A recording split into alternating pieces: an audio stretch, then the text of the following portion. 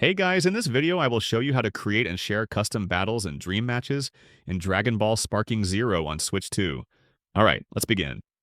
Sparking Zero gives you full control to build your own battle scenarios, letting you recreate classic moments or design completely new matchups.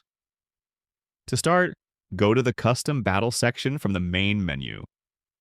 Here you can choose your characters, adjust transformations, set team sizes, and select any stage. Every element can be customized, including health levels, starting gauges, and special conditions. This lets you shape the battle exactly the way you imagine it.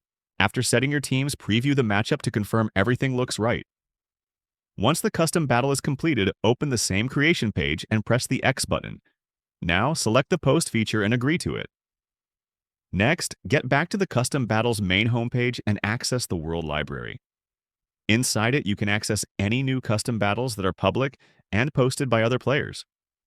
To access your own posted game, get to the My Page feature and then select it. Now, copy the ID number from the bottom. To get to the specific game, get to the search feature in the marketplace by pressing X. Here, get to the ID search feature and search for your friend's code to access their games. Whether it is a one-on-one rivalry, a fusion showcase, or a team battle theme, the system makes it easy to share your ideas with the community. So that's basically how you can create and share custom battles and dream matches in Dragon Ball Sparking Zero on Switch 2. That's it for this video. Thanks.